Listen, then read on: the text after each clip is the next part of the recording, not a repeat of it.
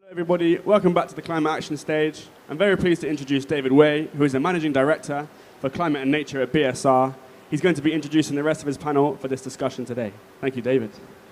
Thank you so much, and welcome to this event on how climate transition action plans transform net zero targets into action. I'm with BSR, formerly Business for Social Responsibility. We're a global nonprofit member network and consultancy that works with our 330 member companies to build a just and sustainable world. We also have the privilege of serving as the secretariat of a small group of companies called Transform to Net Zero. There are 10 cross-sectoral leaders, including the three of the companies here, and joined also by EDF. In its most recent publication, Transform to Net Zero outlines the 11 key elements of a model climate transition action plan. And these plans are getting more and more popular and salient as time goes on. So far this week, credible net zero action by businesses has had at least 2 shots in the arm. First, the UN's high-level expert group on the net zero commitments of non-state entities has issued its recommendations. UN Secretary General Guterres was clear, in fact, that we must have zero tolerance for net zero greenwashing. And second, the UK Transition Plan Taskforce's framework and guidance on transition plans has now been released. And that's why we're really lucky today to have with us 3 of the Transform to Net Zero members and 2 of the Transition Plan Taskforce members, even though there are only 4 people on stage. Moving to my left are Michelle Lancaster, Chief of Staff to the Sustainability Lead at Microsoft, Thomas Lingard, Global Head of Environmental Sustainability at Unilever, Fernanda Facchini, Head of Sustainability at Natura Latam, and David Harris, Head of Sustainable Finance, Strategic Initiatives and Partnerships at the London Stock Exchange Group. For reference, both Thomas and David are members of the UK's Transition Plan Taskforce. I only wish the US had a Transition Plan Taskforce. So we are here today to talk about how climate transition action plans can generate credible action by companies. We all know that we need to have emissions by the end of this decade. We all know how urgent this climate action is. To be credible, therefore, we know that companies have to have science-based short-term goals and reduce emissions towards them. So today, what I'd like to do is to try and explore some less well-known questions with you about how CTAPs can actually generate dollars and tons to build net zero value chains, and also what in climate transition action plans is evidence not of incremental change, but of the business transformation that will give a company the longevity and the will to take us all the way to net zero, instead of running ashore after the cheap emissions have been eliminated. On these really important subjects, I want to begin with you, Thomas, because I think you may well be the origin of one of the first, if not the first, standalone climate transition action plan, Unilever's. So I want to ask you how your standalone climate transition action plan came about and how it relates to Unilever's business strategy. Thank you very much, David, and thank you so much for the invitation to be with you all here today. I certainly wouldn't sort of claim with the first. We haven't done a broad survey, but we were certainly early in the journey. And it came around 2020. We started to see the conversation around, can we call them CTAPs? I hate the jargon, but transition plans coming into being. It was a civil society push, actually. A lot of NGOs saying, well, great that you're setting all these net zero targets, business, but like, are you actually going to do anything now to start delivering them? And so there was a kind of accountability push from civil society and investors also saying, yes, actually, we'd be very interested in this information too. And most of the early sort of CTAPs were driven by activist resolutions at company annual general meetings saying we want to put a resolution to the board requiring it to prepare a transition plan. And if there's one thing businesses don't like, it's being told what to do by other people, particularly their investors. So the conversation in Unilever was, why don't we propose our own resolution, that we're going to adopt a transition plan and ask investors to vote on it. So we sort of took the initiative, announced that we would do that, and in spring of 2021, we issued our Unilever Climate Transition Action Plan. You can find it on Google if you look for it. And we put it to the annual general meeting, and it was an interesting move, and a lot of people rang up and said, why are you doing that? You're just creating work for yourself. And we're like, no, we think this is a a valid point. We think it's good to share what we're doing, share what we know, what we don't know, the assumptions we're making, how we see that transition happening for our business. So it's about a 60-page document. It's a lot of setting out definitions, being transparent, about what we mean, what we're going to do, what we're not going to do, prompted really good investor engagement. And we didn't know how it was going to fare at the AGM, right? People were ringing us up, going, "How do you think it's going to do? What you might get 20% support, 30%." And we were like, "I don't know. We'd be pleased with like 50. 50 would be great." And then the votes came in. We got 99.59% approval from shareholders, which we nearly fell off our chair because we were we're not expecting that level of support. But I think it just shows how much appetite there is from the investor community for the beginnings of this kind of detailed engagement. And I would say it's engagement more than disclosure, because this isn't just like financial accounting where you list a load of very accurate numbers on exactly what happened last year. This is much more narrative about how you see the transition going down, the decisions you're making, how you're prioritizing actions within your business.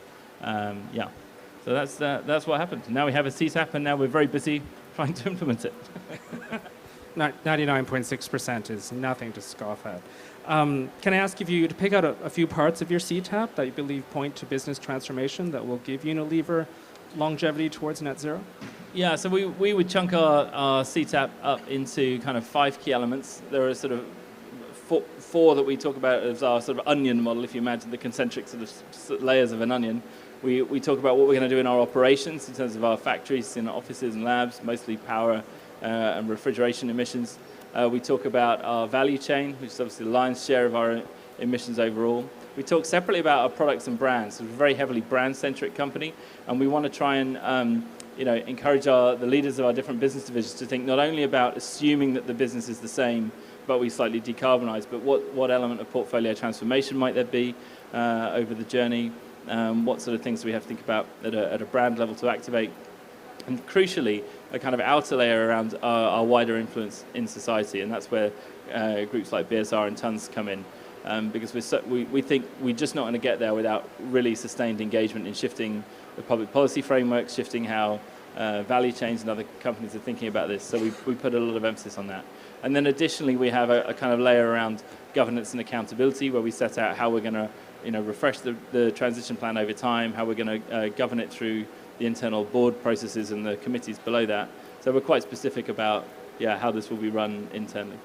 Yeah, and if I can stay on the practical and specific, can I ask how often you intend to revise your CTAP and what you think might be in the next version? Yeah, so we're in the context now where there are lots of reports coming out telling you how to write a transition plan. None of those really had been published when we did this. We had to make this up. We felt that about 3 years felt about right.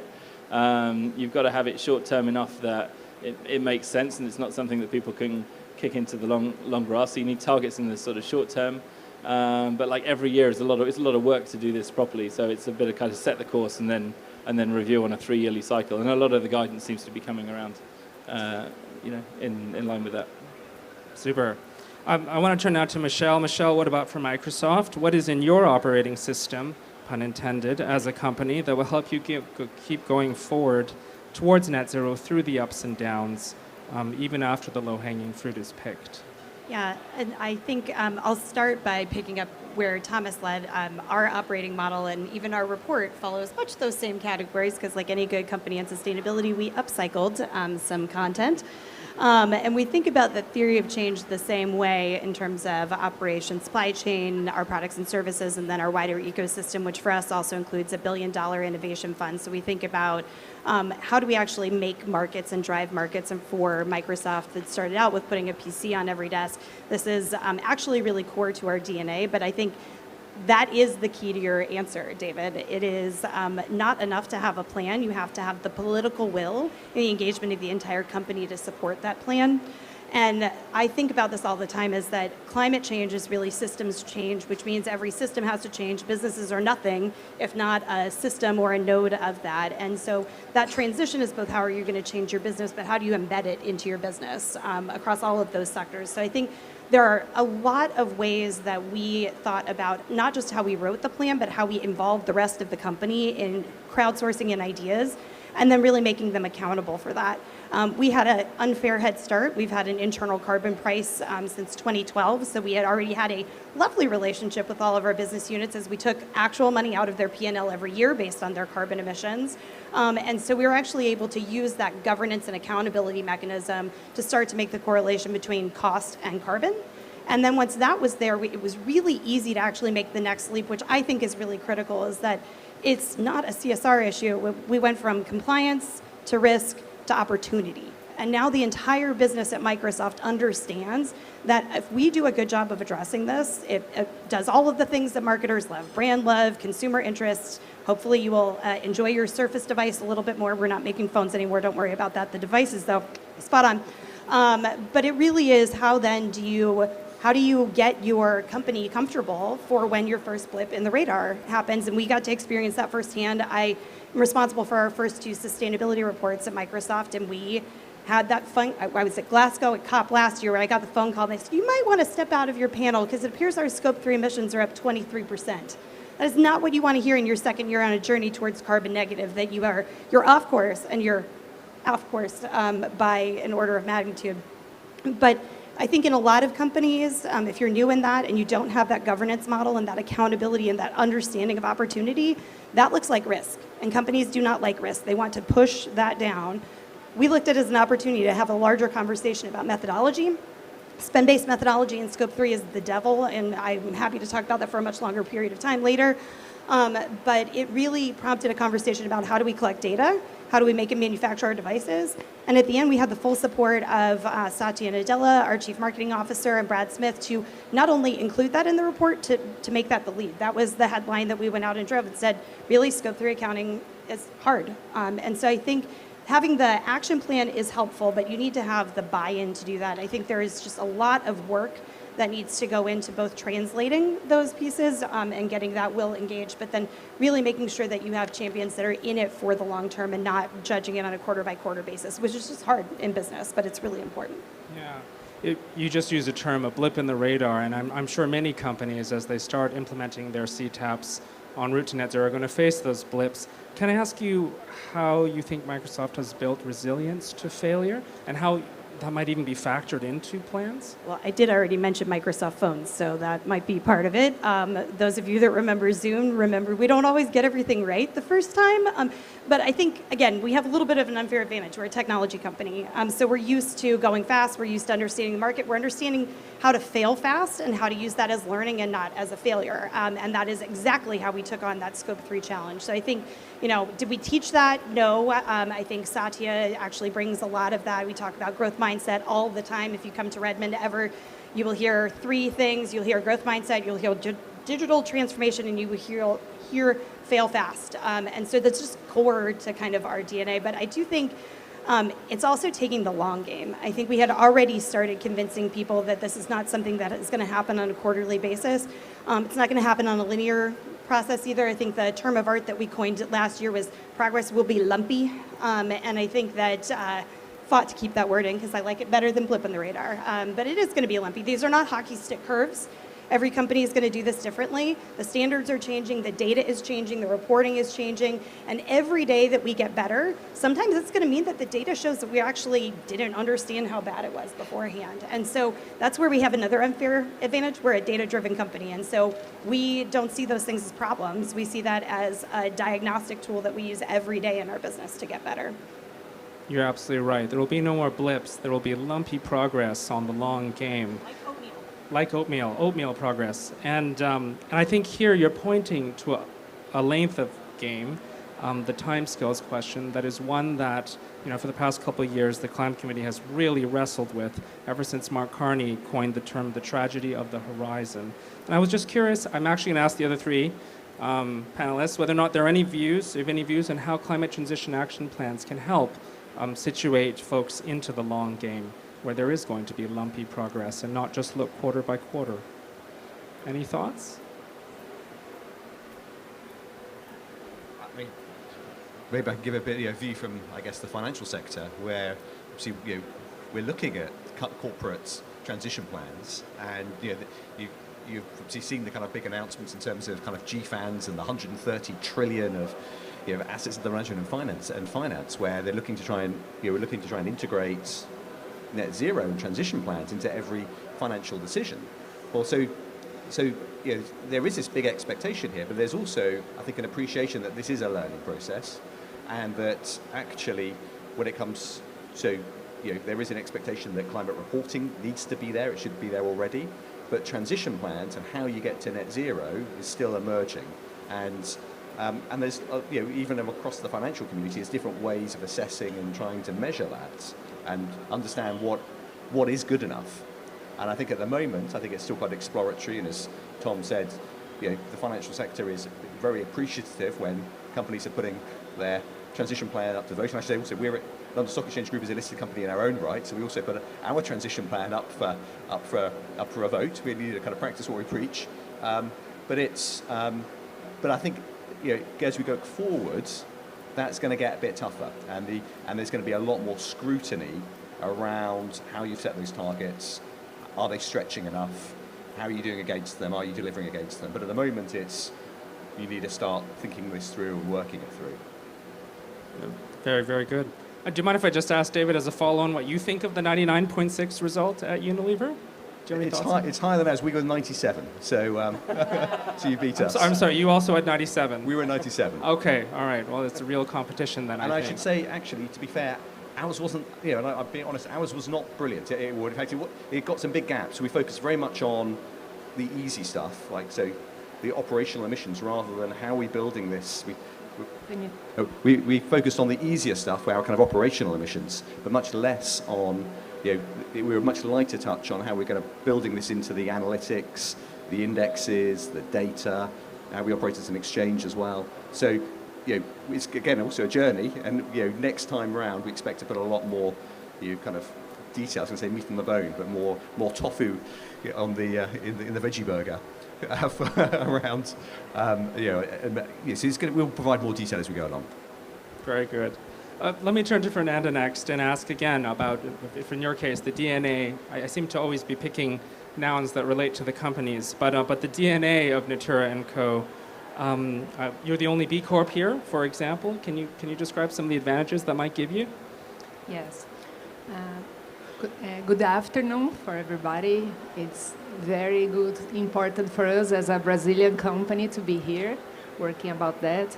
In our B Corp journey, we faced a lot of challenges, but it was an important journey for us to lock the stakeholder governance, because at this point we include also people and planet from our perspective to be our stakeholders. And we have been working since 2016 in developing a methodology that we called integrated P&L, when we evaluate and change our models, typically account for valuation. So I think it's a mindset challenge to everybody to move from king quarter to a kind of valuation model thinking. And for us, this methodology is enabling us to see and to show to our stakeholders how can our model can evolve to society. Because for each $1 that we have in our revenues, we generate more than 1.5 with social and environmental benefits for society. So it's a very important movement for us as a company, because our business are based in the biodiversity, and we need to evolve this agenda and compose this with planet, people, and business together. Can I ask you then just to talk a little bit about how Natura works with its people, and how that helps you deliver on net zero? Yes, it's a very important movement. We need to involve and to engage all the people around us. Our network, we start this journey with our people inside the company. educating them and establishing the carbon, for example, our carbon footprint is a KPI that is linked with all the profit share of our employees. It's an important movement for us. We have an education process. And for us, it's about consistency. Every day, a lot of resilience doing that with our people. We have a supplier relationship program too that we call Embrace. And at this program, we have doing a kind of education process with all the suppliers too, to evolve in our environmental and social agenda. And we are putting requirements for them to be with us because we have more than 10,000 suppliers in our value chain. So it's an important movement to evolve all the network that we have. Super. I want to ask David at least to put on your Transition Plan Taskforce hat on. Thomas, if you'd like to put the hat on, you're welcome to join him. It's up to you. Can you just maybe I'll ask Dave first, just to tell us a bit about the Transition Plan Taskforce, which people might not have heard about its framework and guidance. I believe they are in draft now and under consultation. And then just to say whether or not the experience of these three companies resonates with what that asks for. Well, thank you, David. And I should also say thank you very much for the invitation here today and for the very important work on transition plans. At COP26, there were three particularly big kind of climate finance announcements. One was the setting up of the International Sustainability Standards Board. Second was the launch of GFANZ. And the third, which, I mean, particularly coming from the UK, I think but I think has global relevance, was the announcement by the then Chancellor, Rishi Sunak, Chancellor of in the UK, who's now Prime Minister, was that every UK company would need to publish a transition plan by 2024. So the first country to mandate transition plans. So we've already got TCFD mandatory reporting, but also now transition plans on top. So there was an announcement that a task force would be set up to set out exactly what this transition plan should look like and what they should be. That's co-chaired by the UK government and Aviva investors. It's got CEOs from different companies, including Unilever, including London Stock Exchange Group. I should say we're also very passionate about this issue because it's not only, obviously, we are a company doing it ourselves, but we are a massive consumer of climate data and provider of data. We came together with Refinitiv, the financial data business from Thomson Reuters, last year. And we also have our index business, FTSE Russell, as well. So we have over 600 analysts who are pouring through corporate sustainability reports, pulling out sustainability data at the moment. And transition plan data is really essential to building a lot of data and analytics and indexes. Also on that group is people like WWF, also the accounting agencies, regulators, Financial Conduct Authority, Bank of England, and then what we've reached this week has been the launch of two documents. One is the overall framework, and then the other is a guidance document for companies, and then connected with that is kind of a technical annex. Key things about this is, firstly, we're not trying to create some kind of new framework. This builds off, and it's got exactly the same structure as what GFANZ has developed, which is what offer real economy transition plans, and that in itself builds entirely from TCFD, CDP, climate action plan. It's got nothing new in it, so we just show how the different pieces fit together within a transition plan, and I think that's really important because I think everyone's fed up of new frameworks and new standards, and we need to drive alignment here, and so that's also what we've been trying to do here. So there's a lot of real focus on what has been termed international interoperability. Clearly, we don't want this just to be ultimately something which is different in the UK to elsewhere. If we've done it right, and if this is developed in the right way, then hopefully it becomes a pragmatic approach to how you take transition plans and you put them into a regulatory context. And other regulators can, if it's been done in a sensible way, can hopefully pick it up and start to use it in other markets as well. It also looks at a bit more of a kind of a strategic and rounded approach to transition. So not just about companies very initially focusing on their decarbonisation, but actually how does the whole ecosystem decarbonise? To a lot of the points which actually the panelists, what resonates so well is, how do you work with your peers, your suppliers, your clients, and how do you also engage governments as well around it? The areas, very briefly, it covers about kind of the foundations, including objectives and priorities and business model implications, implementation strategy, engagement strategy, metrics and targets, and then what's the kind of the governance and the kind of accountability mechanisms around it. So there's quite a lot there. What's important, though, is also, and I think we'll get more into this as we start to do the sandboxing, also, so we're going to be working with a range of UK companies to test this out now and to give us feedback about what's working, what's not working, how to make this really accessible.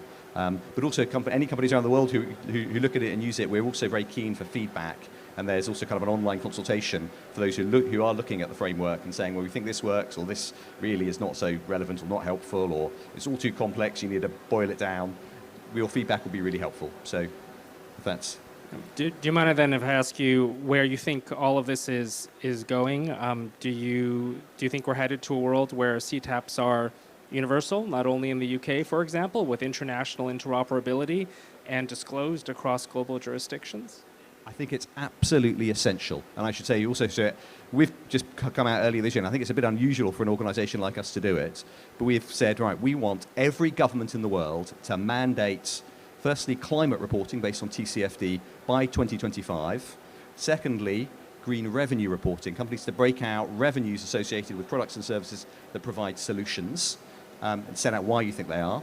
And then, but thirdly, transition plans. But we haven't set a date on that because it's a bit more emerging. I think it's essential that happens. You talked about in the US. Well, actually, in the SEC consultation, it does cover transition plans. So, obviously, there's a bit of work to get through to see whether that actually all gets implemented. In the ISSB, again, it's not a lot of detail, but transition plans are referenced in the exposure drafts as well. So this is coming. It's really important that this happens quickly as well, because also the financial sector, to move the capital and to move the financing, the whole financial sector is reliant on this information as well. Yeah, if I remember correctly, the ISSB has, I believe, voted in transition plans into its upcoming disclosure, and of course, those of us in the United States all await with bated breath the work of the SEC. I'd love for each of you to pick a stakeholder, an environmental stakeholder who is going to pore over your climate transition action plan, and just talk a little bit about, if you were sitting at coffee with them, what you would wish to convey to them or persuade them of about this particular document. I hope that's not too abstract. Have a think about it, and then maybe someone can jump in. I'll go first. One of the things that we included in our transition plan was an emphasis on carbon removals. We had a lot of conversations internally and still have a lot of conversations if it is right to include carbon removals up front before you actually reduce all of your emissions down. For us, that is a conversation we had internally. We continue to have a lot with organizations. The way that we shape that transition plan, I should be clear too, is that our goal is to become carbon negative by 2030 across scopes 1, 2, and 3, to reduce as much as humanly possible across 1 and 2, a plus that we are well on in combination of EVs, alternative fuels, and renewable electricity. We are cutting our scope 3 emissions in half, and then and only then can we apply removals to the rest of them. So even that had a pathway in our plan. We just removed the time boundness on this. We didn't say that we have to wait until we get to the 50% reduction in supply chain before we actually start doing removals. And we actually had this conversation with several NGOs in the US and internationally. We also ruled out essentially avoided offset credits, so things like clean cook stoves, maintenance of forestries, everything we applied renewable energy principles, so it has to be additional. It's got to be net new sequestration that's literally pulled out of the atmosphere. We got a lot of pushback on both of those. I think they were right for us. I don't know that they're right for everybody, but they were right for us because our goal was intended to be carbon negative. And if you work at an engineering company, try to convince an engineer that you can get to positive or not a negative integer if you're claiming to be carbon negative. So it literally had to be at least some percentage lower than 0, and the only way that you get there is with carbon removal. And so I think for us in those conversations, the ability to have the documentation and the data, and then also to explain that we had actually thought about this. There were reasons behind these. We were not looking at carbon removal as a get-out-of-jail-free card, but as an essential part of what we were doing. And then back to that previous comment, too, it was not just about purchasing this. It's about driving a market forward, because if we need carbon removal to actually get to carbon negative and cut our Scope 3 emissions, which are the largest part of our emissions, but still relatively manageable as an IT company, then surely a food, an agri, it's impossible to get there with just reductions alone. So I think in that transition plan, the level of detail and documentation that we had made those conversations much, much easier for us. Yeah, I mean, the same issue, right, for us about the dreaded offset word, and the spikiest environmental stakeholders that we've got are the green NGOs and the Greenpeaces and so on, very worried that the offsetting space is going to become a greenwashing cover for business as usual. And, we share that concern, but at the same time, we're a business with big agricultural supply chains, a lot of tropical forest commodities, and we're very concerned also about the problem of deforestation and how the world can generate finance flows in to protect standing tropical forests. And so we've tried to tread a very careful line, which we take several pages in our CTAP to set out, which is that, like Microsoft, we're looking at, for the netting in our net zero target, we're talking about something down the road that is, permanent removals, that we won't count offsets towards our interim and medium-term greenhouse gas reduction targets, but that we will invest in natural climate solutions. We announced a €1 billion climate and nature fund to allow our brands to take action investing in projects which may generate credits or may not, but the point is that they're doing the right thing in terms of forest protection. And we'll find other ways to commercialize that, not through delivery of a net zero pathway, but through, might be consumer claims around investing in nature. It's a very, very thin line to walk and a tricky one to communicate, but we're sort of comfortable that we've got that broadly right in terms of our approach to that issue. I'd like to start commenting about your point about deforestation, because deforestation is an important part of our discussion, because we are in Brazil, we are very close to the Amazon region, and our portfolio needs biodiversity to have our business continuity. So in our vision, until 2030, we will need to achieve our net zero goals, but we need to achieve this deforestation target too, because it's no matter about that. For me, there is 3 points. It's important to prioritize in getting our people on board with your net zero journey, talking a lot about this with suppliers, with your clients, with your people inside your company. It's about resilience and consistency. I've talked a lot about that, but I think it's a very important talk that we have to put a word about that. I think the second point for me is about collaboration, because we need to help each other. We need to work together with other industries. Why not to work with Unilever to achieve our suppliers, to achieve their targets? Because we need them to achieve our Scope 3. It's a very important discussion about that. So we are in the same team, because we are here in the Earth, in the planet. So we need to work together and to have more collaboration between the sectors. We are trying to do this in the Latin American region, but I think we need to do that worldwide. And the last point for me is to set a clear pathway, because we need to work in a short and a mid and a long term to consist our movements and to achieve. We established our vision in 2020, and we are looking through these 31 KPIs, and we are working hard to try to achieve our net zero target because now we are more than a Natura brand because we are now have 4 brands with us, so we have to decarbonize our value chain. But I believe it's possible. It's very important, and to put nature in the equation, because the nature is an important part of our business and our lives, and without nature we can not do. And in the nature we have to consider people too.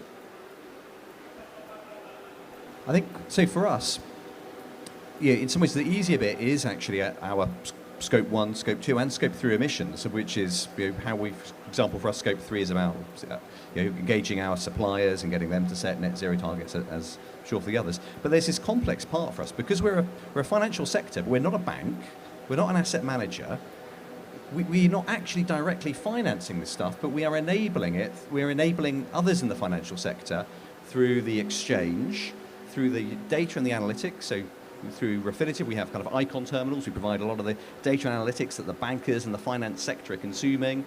The indexes, which allow pension funds to structure their portfolios and to allocate their assets across different asset classes.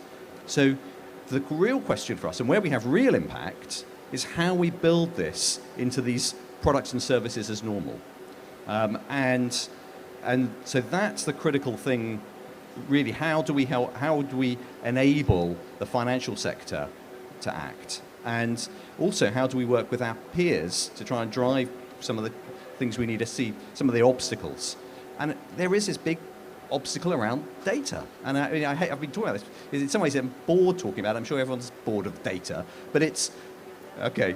But, data at Microsoft, bring it on. Well, More. I'll give you some stats. So, if you take the 4,000 largest companies in the world, so that what we call large and mid caps, developed and emerging markets, 42% of those companies don't even provide their Scope 1 and Scope 2 emissions, let alone Scope 3, let alone setting targets.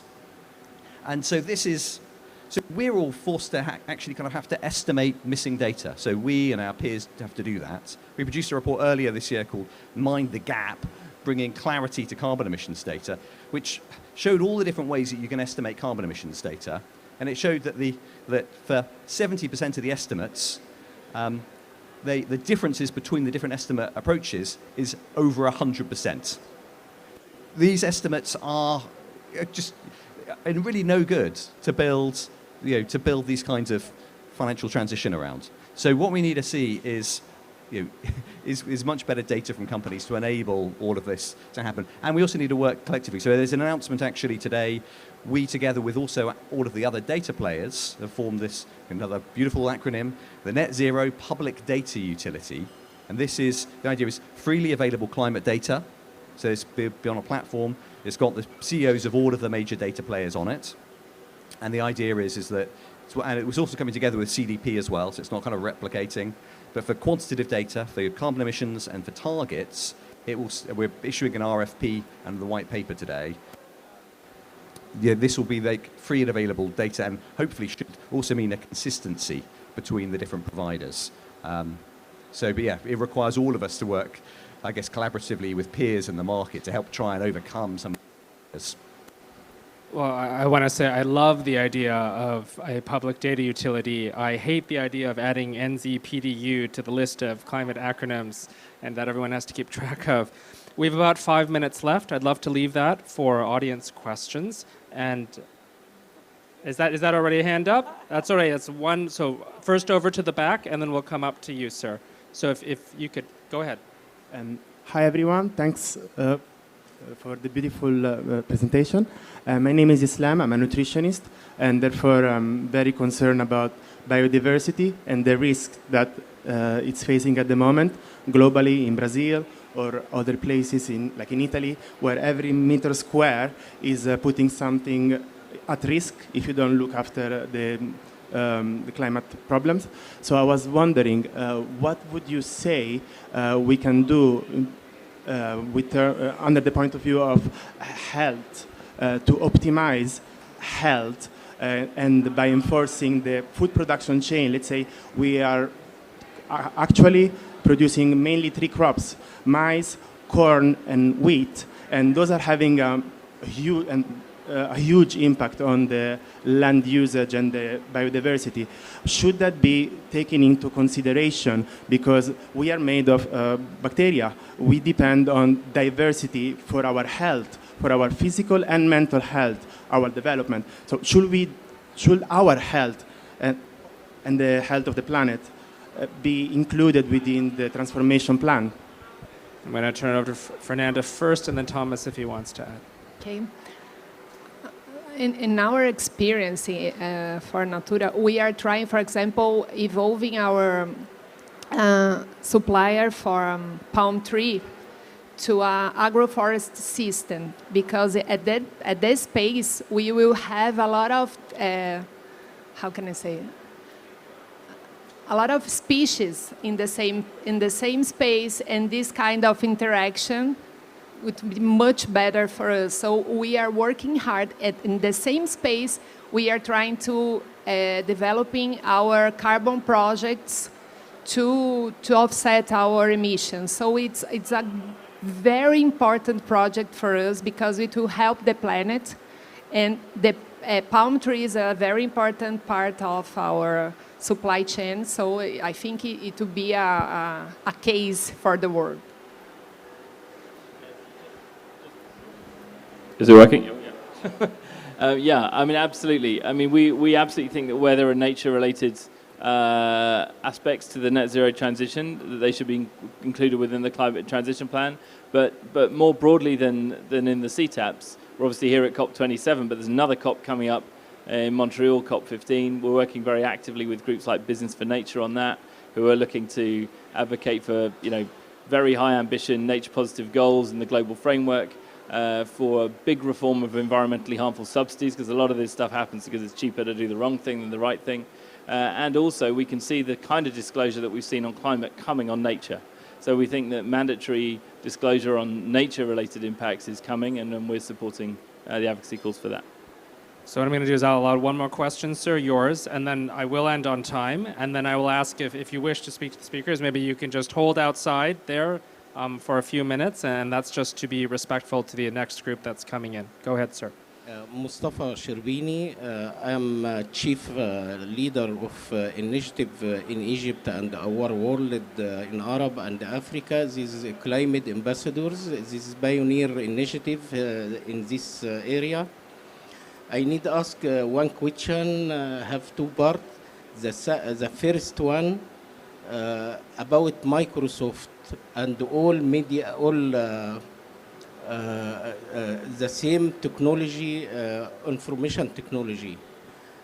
I need to ask about the carbon footprint for the user of Microsoft.